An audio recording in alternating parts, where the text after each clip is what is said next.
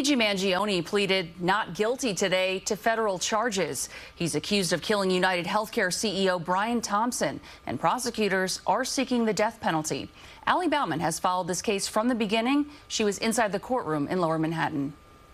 Luigi Mangione appeared clean-shaven and calm in federal court today, even as his defense attorney alleged that prosecutors had access to a private phone call between her and her clients. Wearing a beige prison uniform, Luigi Mangione pleaded not guilty to federal murder and stalking charges at his arraignment Friday for the death of UnitedHealthcare CEO Brian Thompson in December. Defense attorney Karen Friedman-Agnifilo asked that the federal case be tried before the state case because federal prosecutors are seeking the death penalty. He expressed intent to target an entire industry and rally political and social opposition to that industry by engaging in an act of lethal violence. The Southern District of New York wrote Thursday in a notice of intent to seek the death penalty. You have to prove intent that he intended to rile up the community or make people act as he did. The killing became a touch point for anger over high costs for patients in the U.S. healthcare system.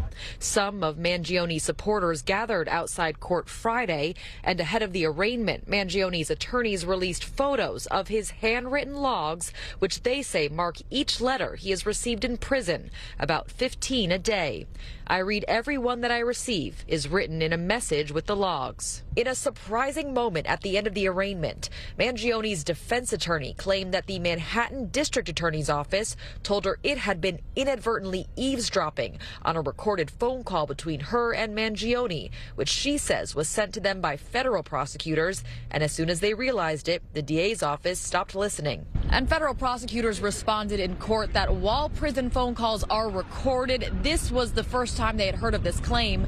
The judge gave them 1 week to explain the extent of the error and how they plan to ensure it doesn't happen again. Mangione is due back in federal court in December, at which point the judge plans to set a trial date likely for next year.